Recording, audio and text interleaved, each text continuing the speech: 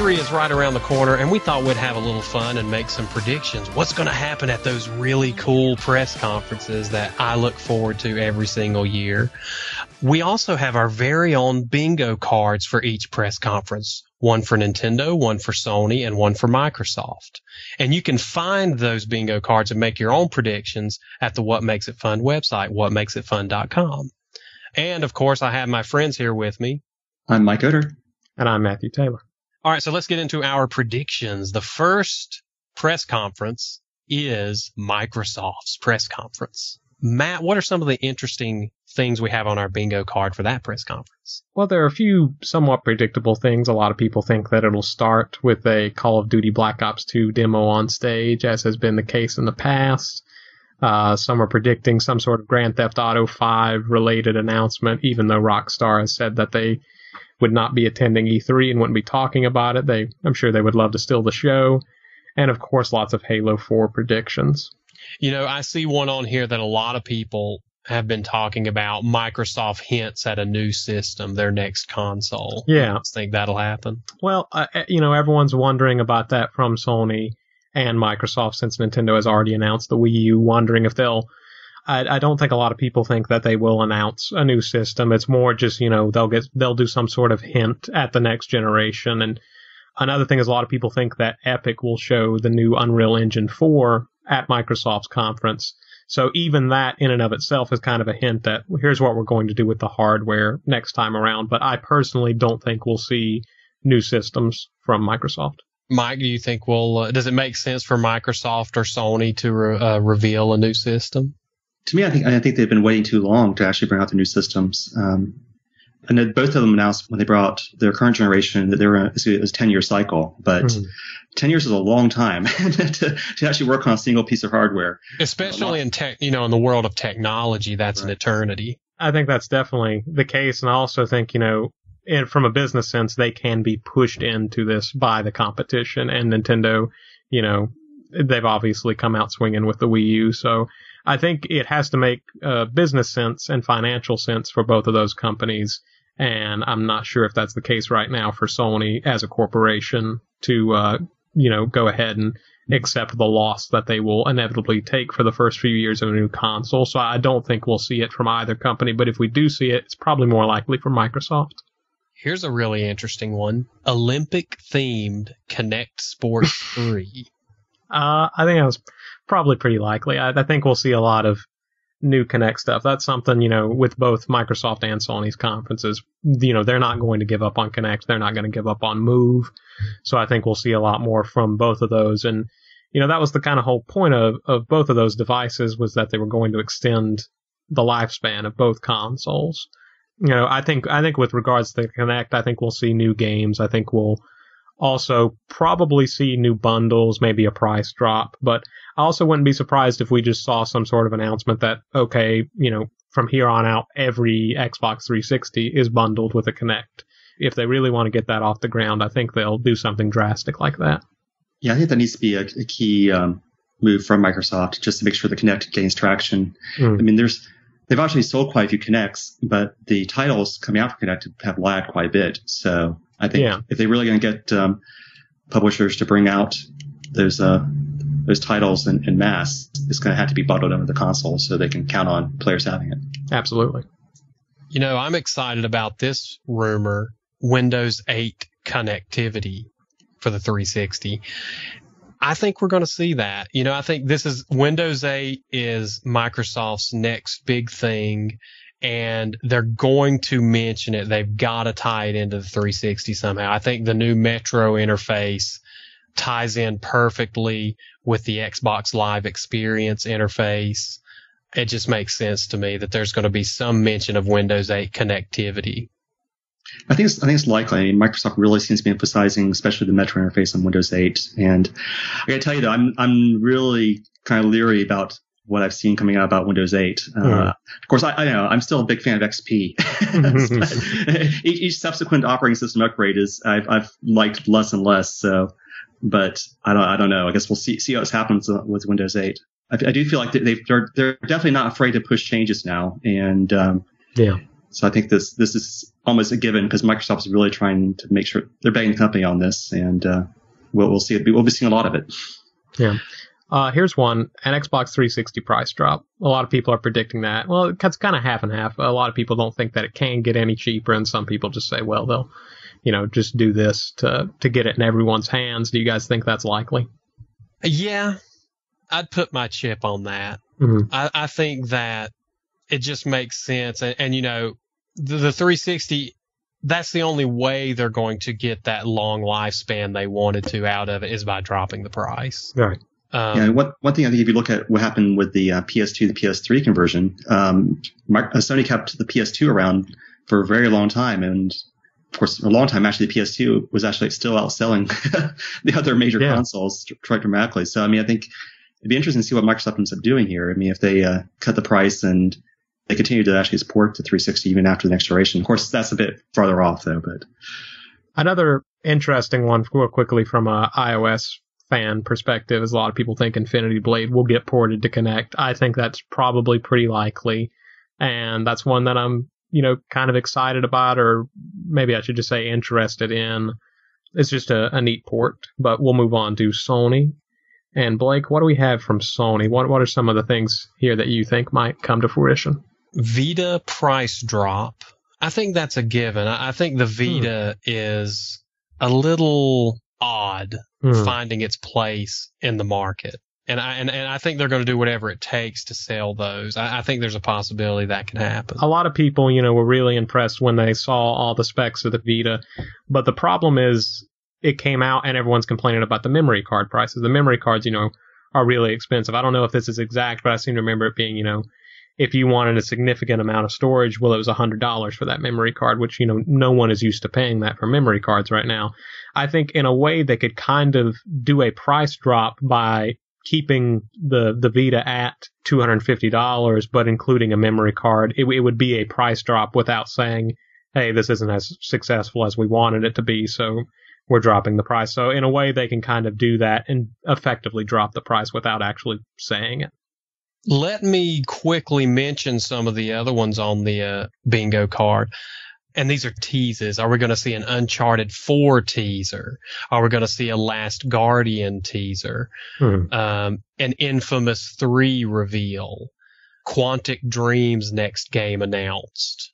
Media Molecule IP announced? Yeah. These are all rumors that are going around. You guys think we'll see like the next Little Big Planet or the sequel to Heavy Rain? I think in the case of a lot of those, it's really interesting. Sony has a lot of second-party studios freed up right now. So I don't think we'll see Uncharted 4 just because I think they're very tied up. Naughty Dog's very tied up with The Last of Us, which I think we'll probably see a live demo. I think that will be Sony's big gun right now. But, Quantic Dream, I think it might be about time for them. I think they've had some time to develop an idea. But having said that about Uncharted 4, I think, that could be their and one more thing and then a very quick teaser of Uncharted 4. But I don't think we're going to see anything significant in regards to Uncharted 4. Mike, what do you think about this one? Sony pushes 3D gaming. Do you think they're going to continue to push 3D gaming? Oh, absolutely.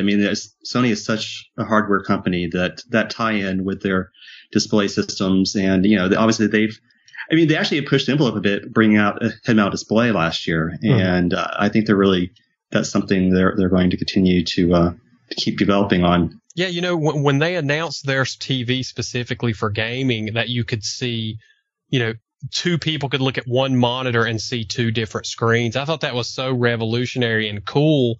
It surprised me how that was just a blip on the radar. I wonder if they'll have something else coming out in the future that's a gaming television.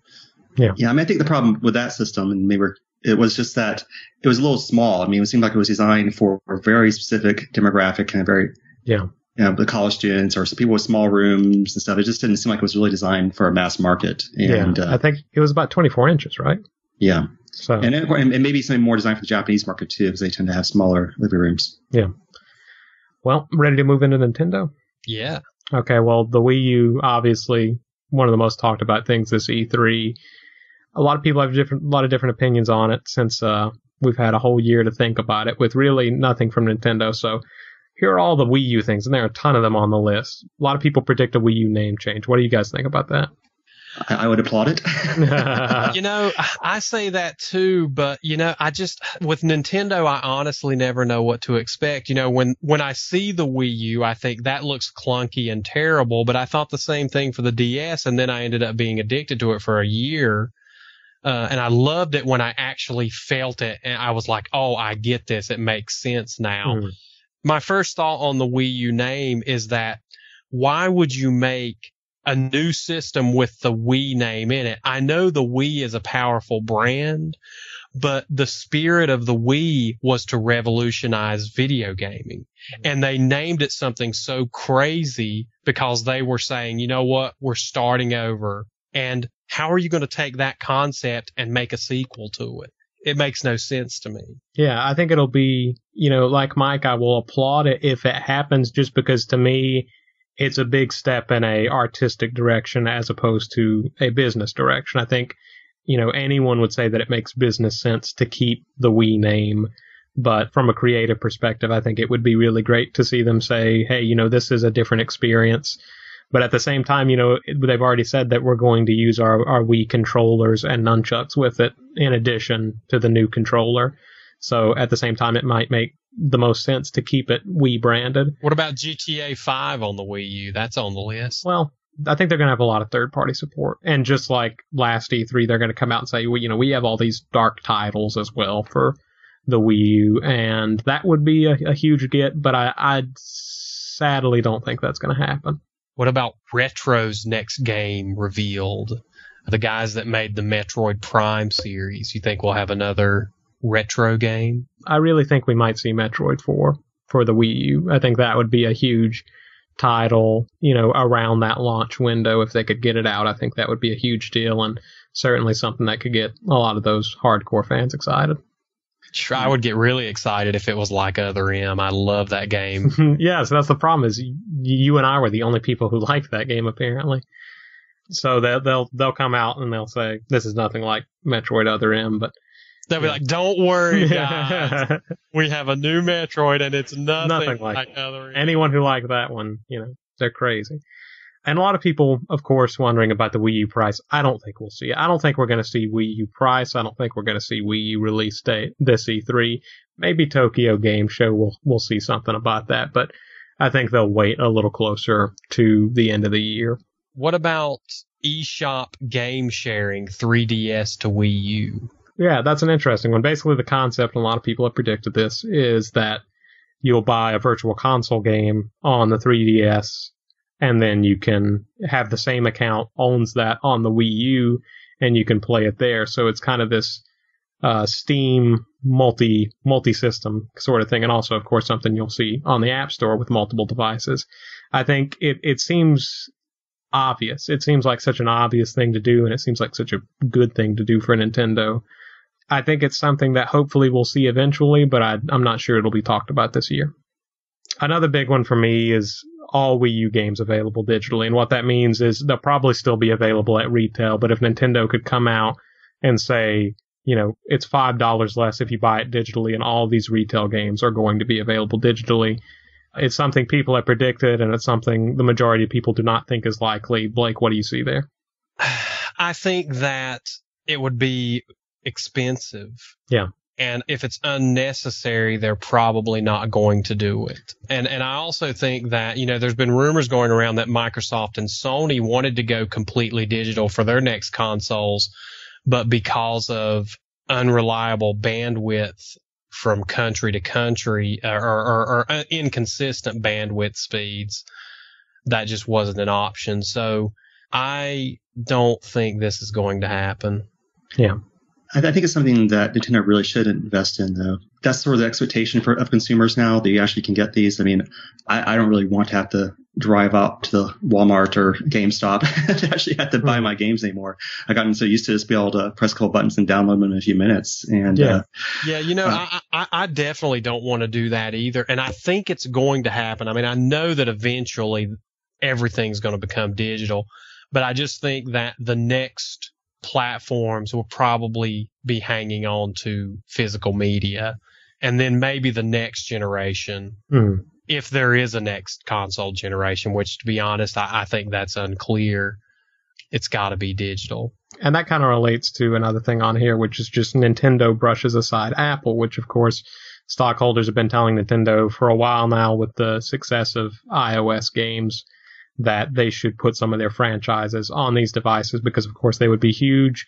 I think in a way Nintendo could take a page out of Apple's book. I mean, that's what Mike was talking about. We're used to that right now. You shouldn't have to drive to the store to get the game. So it's tough because on one hand, they'd like to keep one aspect the same out of all these things that are changing for Nintendo and the Wii U. They probably don't want to have to worry about digital services on top of all that and keeping that reliable. Well, I guess that's about everything. And of course, as Blake said early on the show, get online, whatmakesitfun.com. We've got everything we talked about and a lot more predictions. Fill out your bingo card and enjoy E3.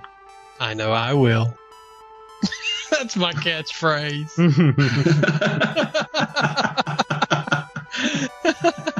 Well, thanks for listening, and we'll see you Thursday. Thanks.